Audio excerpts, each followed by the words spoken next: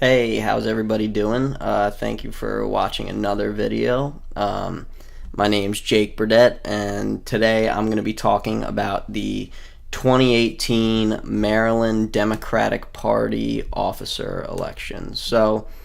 In case you weren't aware, the Maryland Democratic Party obviously is electing new officers. The officer positions are chair, obviously the most important, vice chair, secretary, treasurer, deputy secretary, and deputy treasurer. So I'm going to be going over kind of who I plan to vote for in these elections because I'm on the Wacomico County Democratic Central Committee. So I actually get to vote on these people. And in case you're curious, the people who get to vote on all of these Democratic Party officers for the state of Maryland is anyone who has a seat on the Maryland State Democratic Central Committee, which is the state level of the party, and the state central committee is made up of all the people in the specific county level central committee. So because I'm on the Wacomico Central Committee, I'm on the state central committee, and therefore I get a vote. Yeah, definitely not the most democratic process. I would prefer to see it just have all registered Democrats in the state vote for the officers, but nonetheless, I don't get to control that, and this is how it works. So, let's go over chair first. So, the chair, the current chair is Kathleen Matthews, and she is being challenged by Maya Rockymore Cummings. So, I'll give you my breakdown on who I want for chair. So, and I'll be perfectly clear, I'm really not thrilled about either candidate. I have problems with both, mainly just that I look at them as kind of in the establishment or whatever, just with Kathleen being so close to Chris Matthews from the media, her husband, and Maya Cummings being obviously married to Elijah Cummings from the congressman from Maryland. So, you know, it's a little dynastic. I don't like keeping politics like all in the family. I'm not usually a huge fan of that, but nonetheless, these are my two choices, Kathleen and Maya Cummings. And I guess I'll just come out and say it. Of the two, I actually prefer Maya Cummings. That's not to say I don't think Kathleen hasn't done a lot of good things for the party in her short time as chair. I think she has done a lot of good things. For example, she started doing a 24 county strategy in Maryland, so focusing on the entire state, not just the Prince George's counties and the Montgomery counties, where, you know, obviously there's a high Democratic population, but she focused on all counties, including the Eastern Shore, where I am, and that often gets underlooked because it's so rural and conservative. But she finally gave this region and others the attention that it's desperately needed for a very long time.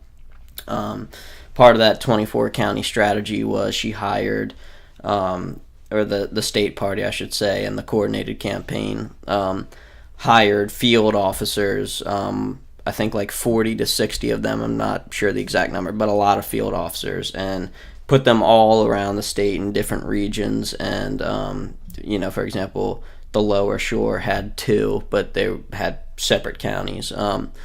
But so having paid staffers on call during the election was a huge help, and I'm really grateful that Kathleen introduced that.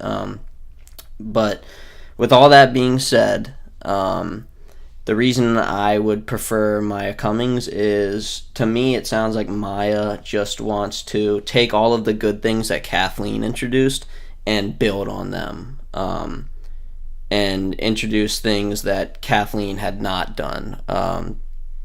For example, although I do appreciate Kathleen sending the paid field organizers at all to the Lower Shore and other regions of the state, at least on the Lower Shore, the paid staffers, they weren't really like trained very well.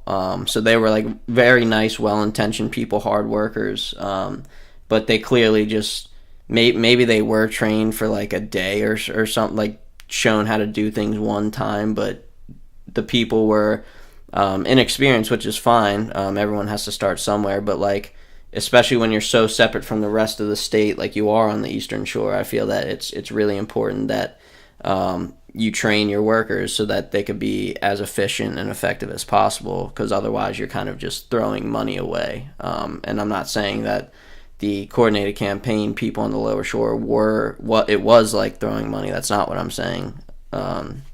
But they just could have been a lot more effective, I think, had they been trained a little bit better. And Maya Cummings, I actually have her platform here. One of her main reforms that she's running on actually is to have a statewide Democratic Party permanent training academy that trains organizers, campaign staff, which I could have really benefited from being a campaign manager this past election, not really knowing what I was doing, and also training people who want to be future candidates, which would also be really helpful. So I really like that Maya's kind of making that a key part of her platform, because we have a lot of people who want to help, but it's not just enough to want to help. You also have to know kind of what you're doing, and you can't do that without training. So that's kind of one of her key platform things that why I'm supporting Maya. Another really big one is she wants to introduce a state party platform.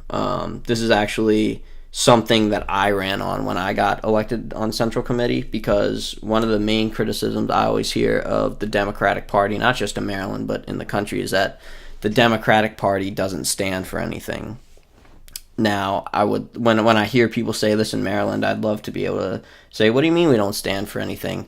Look at our platform. We stand for Medicare for all. We stand for a living wage. But I can't do that. I'd be lying, because we don't have a state party platform. So when people make that criticism that we don't stand for anything and we don't have a platform to show this is what we stand for, I think, in my opinion, the criticism is actually kind of true, that we don't stand for anything. I don't think it's enough to just say, we stand for democratic values, we stand for good things, and the Republicans stand for bad things. No, you have to actually point to specific policies that are going to make people's lives better, because we're good and they're bad is not a compelling message. That's not going to win elections. I'm sorry. But telling people, yeah, we're going to ensure that healthcare is a human right, that will win elections. If you tell people we're going to make college free for you, we're going to legalize marijuana, we're going to have a living wage, that stuff does win elections, because it's actually appealing and it's specific and it tells people exactly how you're going to help them, not just these vague cliches and platitudes of values. Because values, they don't really mean anything unless it's backed up by specific policies. So that's why I ran on trying to push the party to adopt a state platform, and it looks like people are hearing that message, and Maya is running as that's one of her key issues. And I believe Kathleen has also given lip service about planning to do a platform, but my whole thing is she just was chair. Why didn't we do the platform then? So I really like Maya's dedication to developing a state platform, and obviously the training that I talked about before. And the last reason I really like Maya is she wants to kind of change the way that the state party fundraises.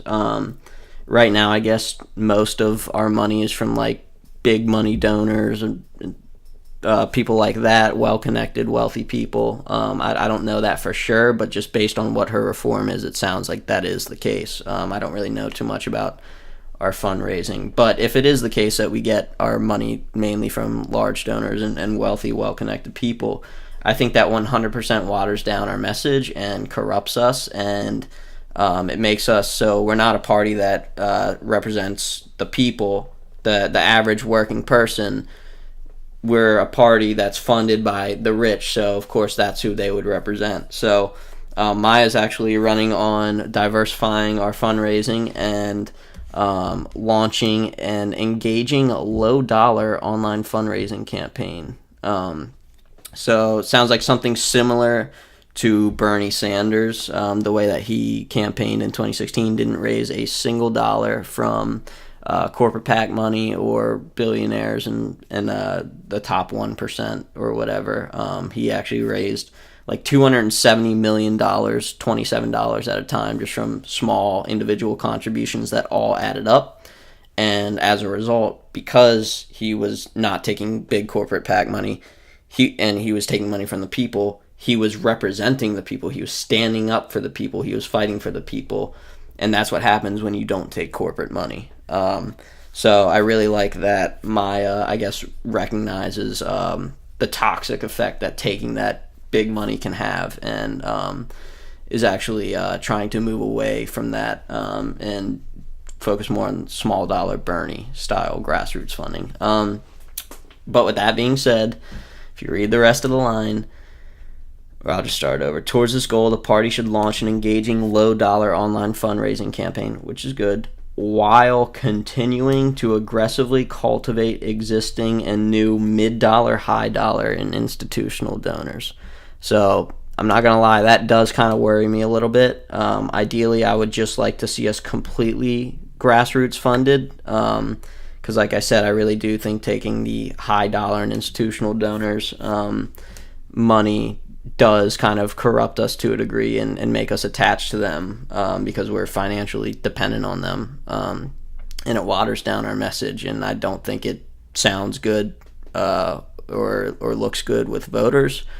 So ideally I would just like to be completely grassroots funded, but I guess, either Maya, she said continuing to aggressively cultivate it. So it doesn't sound like she has plans in the long run to get rid of the high dollar donors completely. She wants to keep them on the long run. But I'll still say less big money is better than more big money. It's not as good as no big money, but it's still better than just only big money. So I still have a beef with Maya's position on this, because I don't think it goes far enough, but at least it's taking a step in the right direction, and I hadn't really heard Kathleen talk much about moving towards small dollar fundraising. And again, she already was chair, so if she wanted to introduce that reform, I don't see why she couldn't have done it in her last term. So that's enough about the chair seat, and I will say this does seem to be a very competitive race.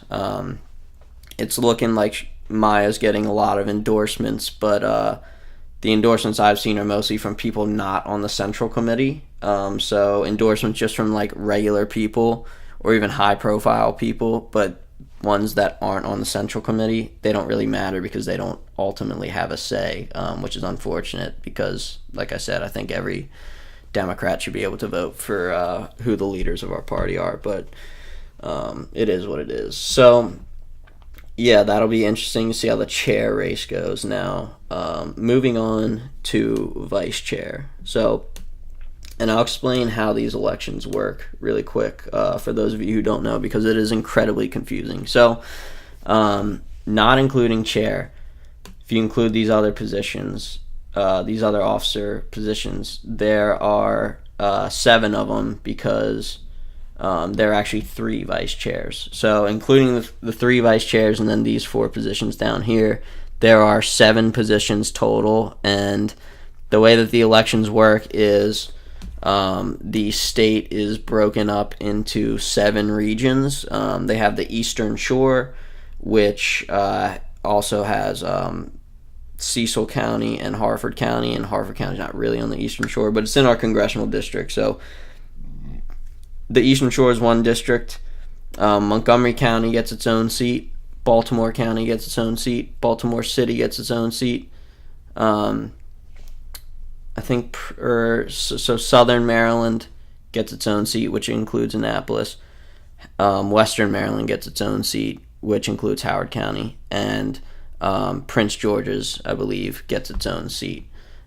Prince George's, Montgomery County, and Baltimore City all get their own seats just because they have such a big population. So there's 7 regions and 7 lower seats.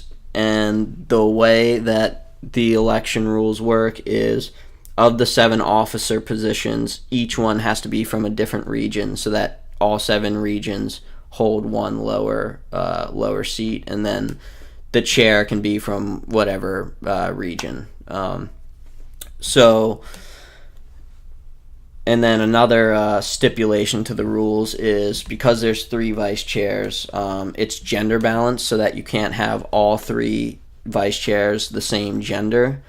And also, in addition to that, so there's a first vice chair, second vice chair, third vice chair. The first vice chair has to be the opposite gender of the chair. So since the only chair candidates are women, the chair will definitely be a woman, meaning the first vice chair must be a man, because it has to be the opposite gender of the chair. And because you can't have all 3 vice chairs the same gender, so the first vice chair is automatically a man. Let's say the second vice chair they elect a man. That would mean the third vice chair has to be a woman, because you can't have 3 men. So I'll go over who I plan to vote for the 3 vice chair positions. So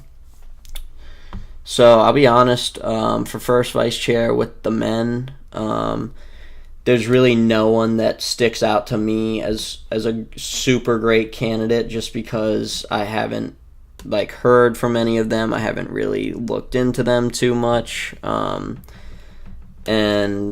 But the 2 names that I hear the most from the people that I kind of trust and network with on the Central Committee, I hear Corey McRae's name a lot in Baltimore City, and I hear Jeffrey Slavin's name a lot from Montgomery County. So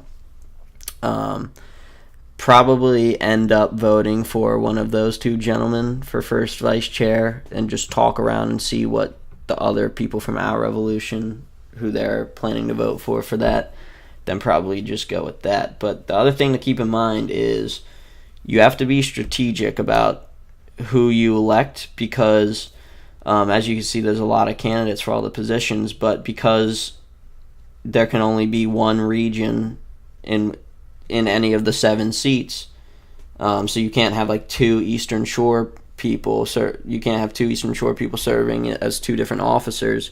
Meaning, if Allison Galbraith were to win, for example, for the Eastern Shore, that would eliminate everyone else in the other Eastern Shore positions, because you can't have 2 people from the same region in different officer seats. So maybe I'll take that into account when I decide to vote for Jeffrey or Corey. For example, if I want to vote for Erwin Rose, it would be smart for me to vote for Corey McRae, because if I voted for Slavin and Slavin won, I would not be able to vote for Erwin Rose, because Erwin Rose would be eliminated, because Montgomery County would already have a delegate from there.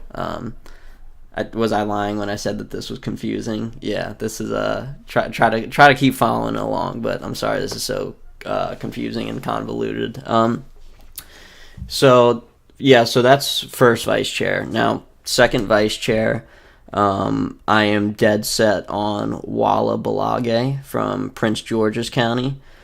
The reason I want her for second vice chair specifically is the second vice chair, I can't remember if they are the chair of the rules committee or just on the rules committee of the state party, but I'm pretty sure they're the chair of the rules committee.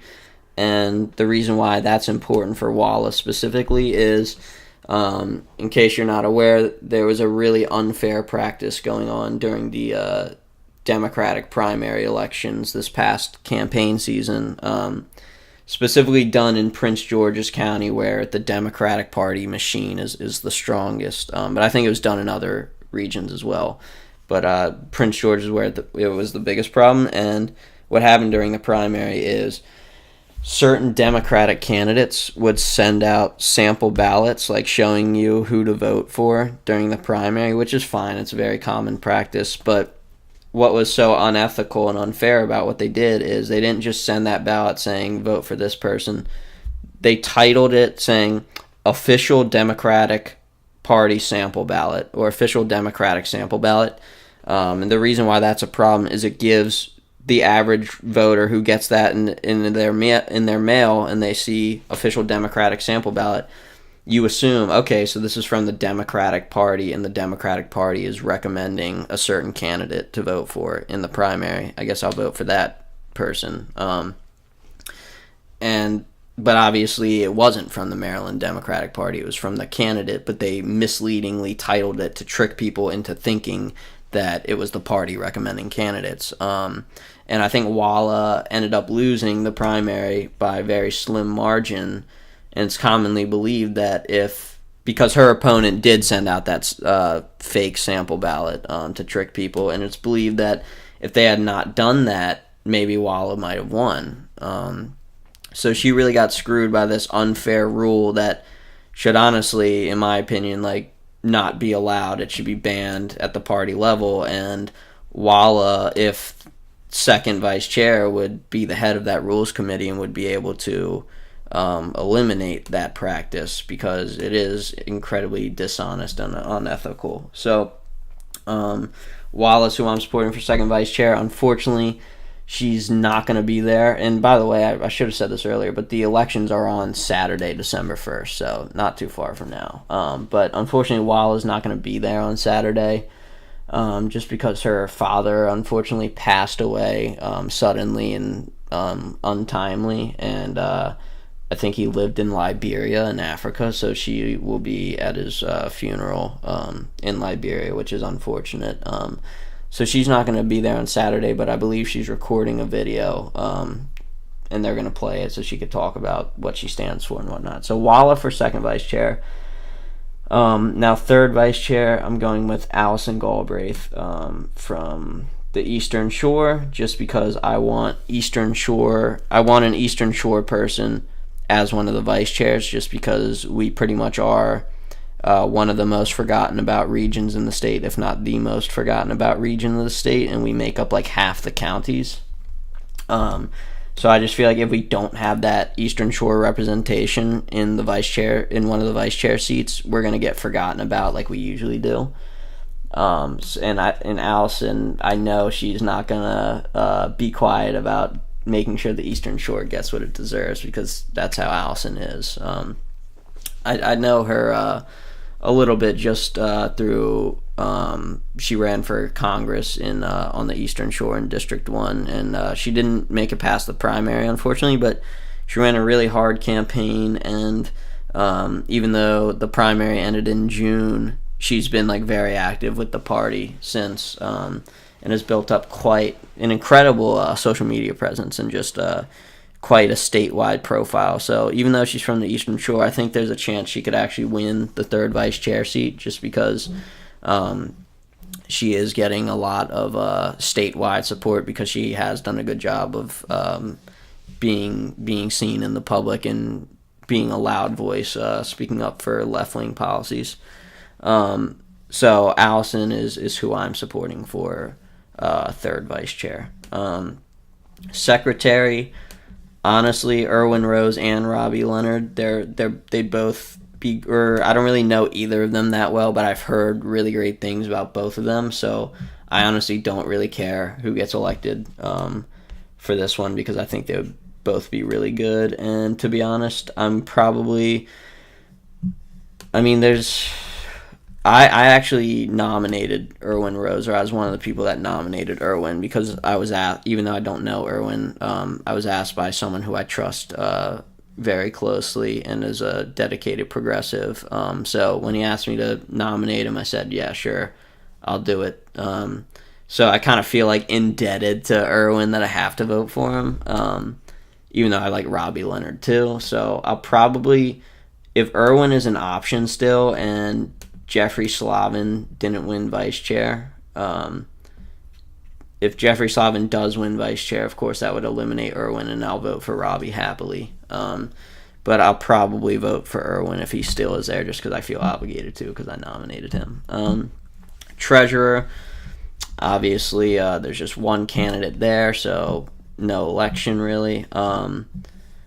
Herb Smith, or for deputy secretary, Herb Smith actually dropped out just um, because this guy Bob from Western Maryland's the only one running for treasurer and is therefore guaranteed to win.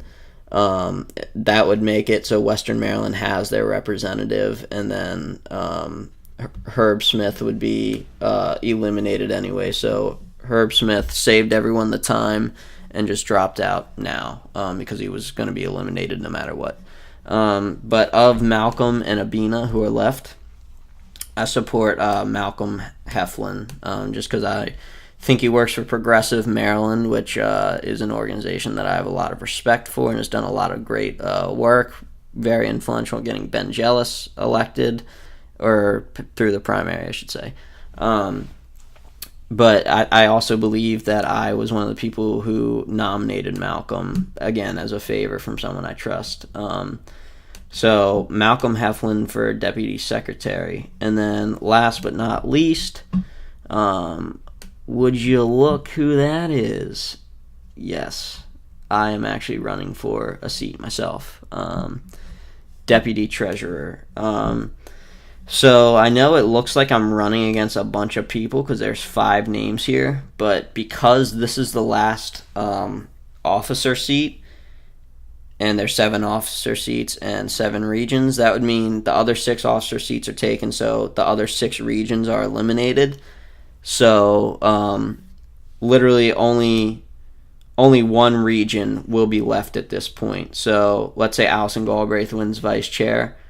That would mean all the Eastern Shore people would be eliminated off this list. So I would be gone, and Lori would be gone, and hypothetically, the other region, there would only be one person left, basically, because there's not duplicate. The only way that this could actually be an election for deputy treasurer is if the Eastern Shore, if Allison Galbraith doesn't win, and then the Eastern Shore doesn't have an officer seat, so it would go to deputy.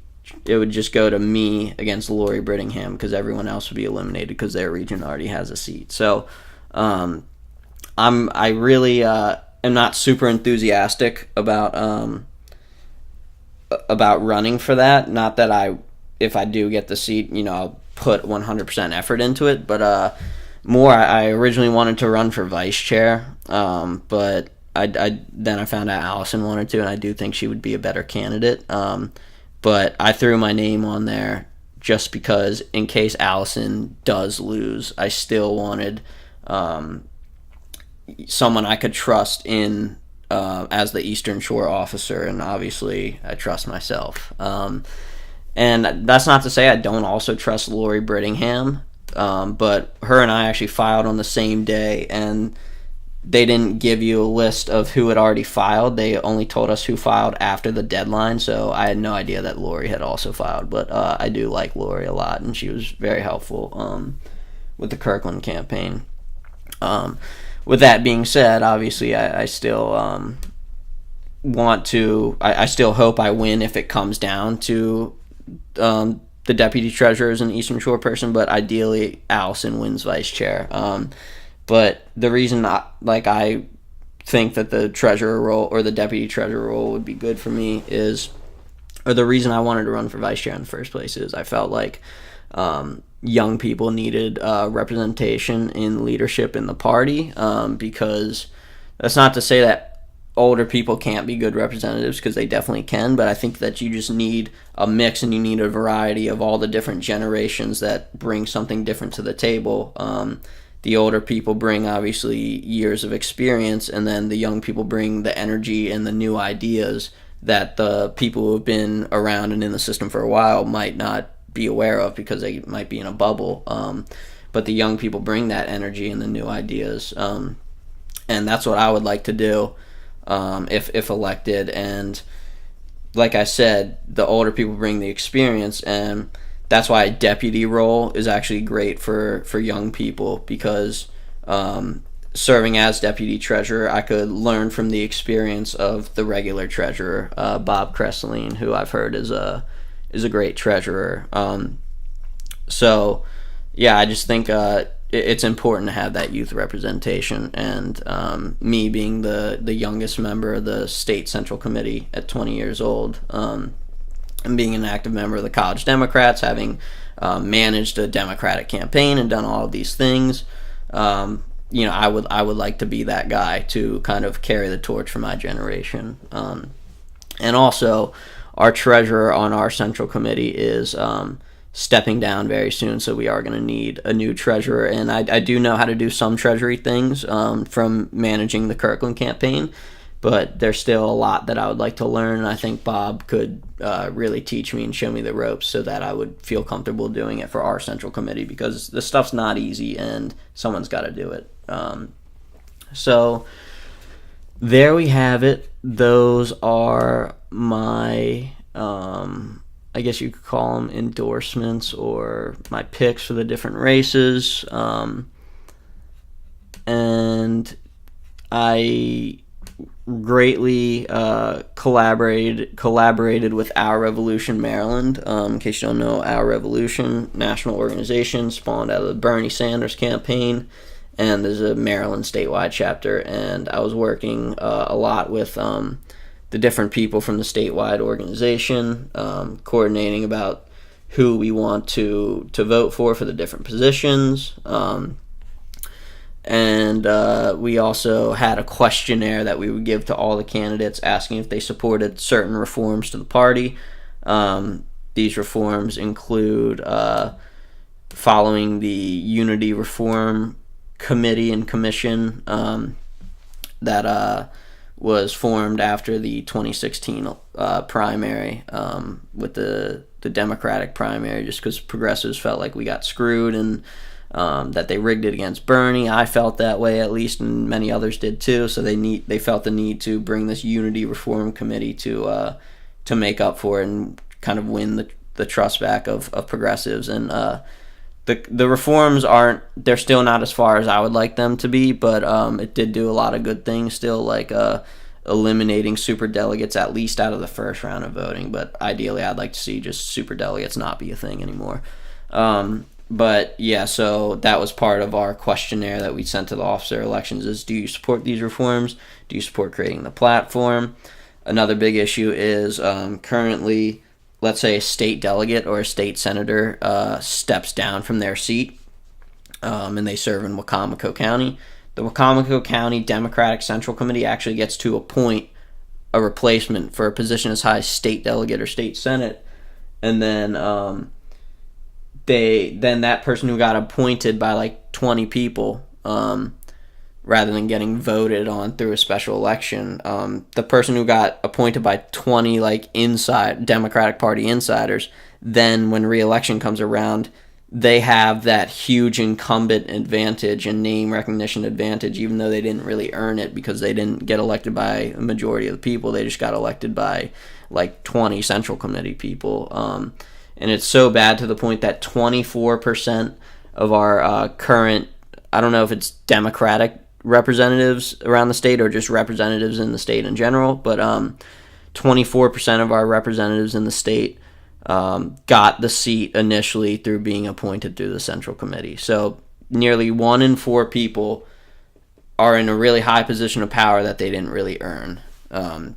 So it's a huge problem. So another big thing that we wanted all of our people to agree with was, do you agree with changing the rules so that we send appointment, or if someone steps down, a new person replaces them through a special election where all the Democratic voters get to vote rather than just having the Democratic Central Committee elitists do it.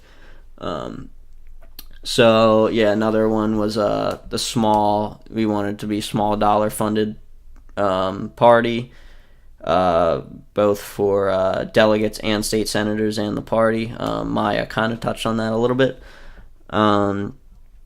And then setting up precincts, which many other states do it. It's one of the key points of having an organized party that can win elections and knock doors when you need them to.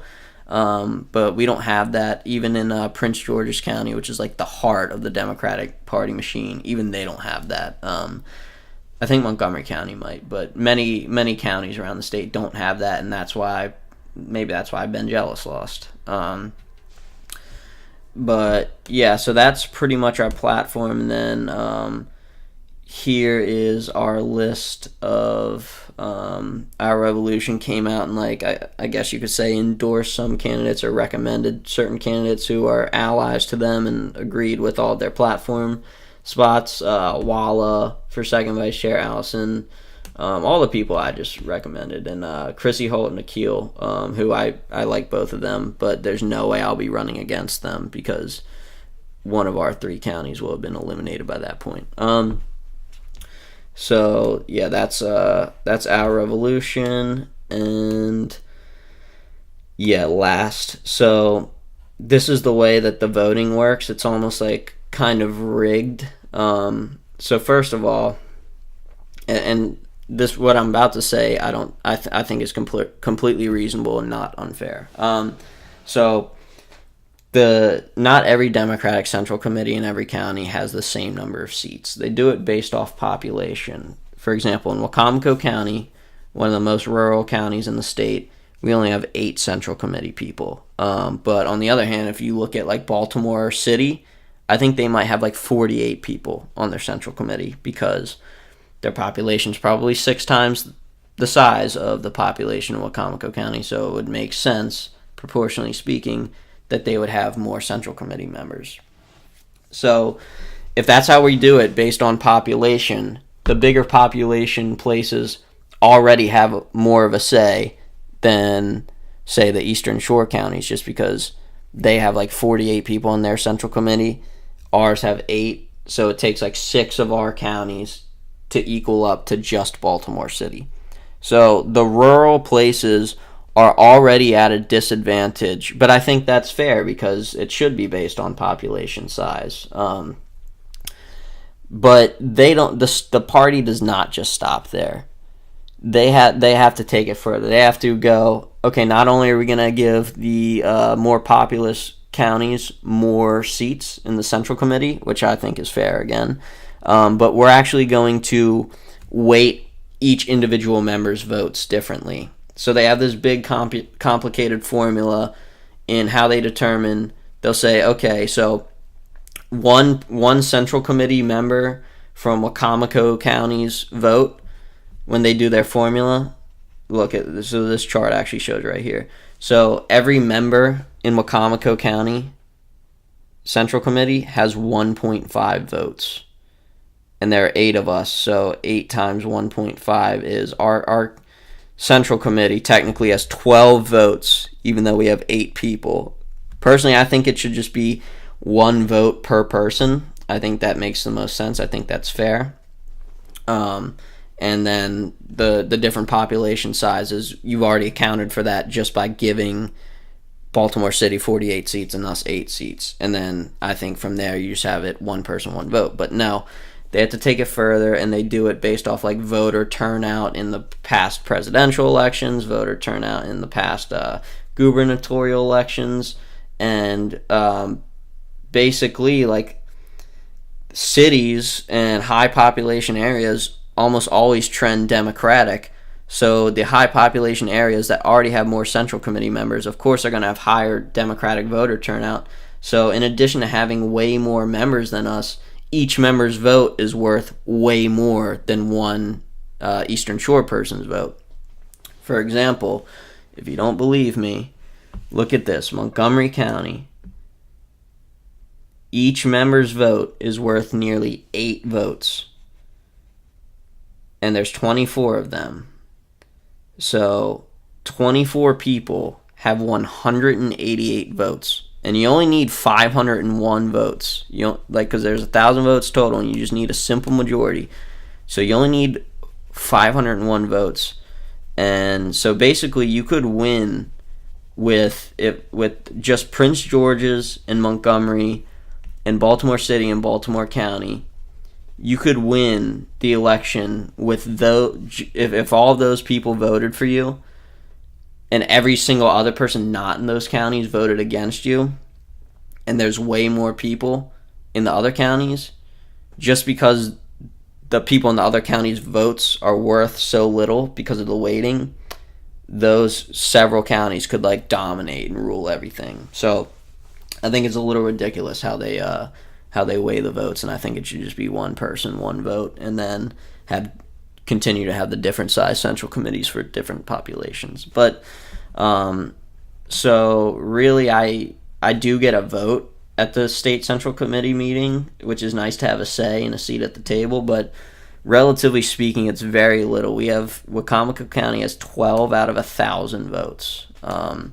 So really, the best strategy for the Eastern Shore and for Western Maryland and all those places that also don't have a lot of votes is we should try to team up and vote as some sort of slate, and actually build that collective strength. Because if we just try to take this, each county take this by itself, it's going to get outnumbered and outpowered by the Montgomery counties and Prince George's County. So there we go. That's sort of my breakdown. I hope you subscribe if you like these types of videos. Thank you.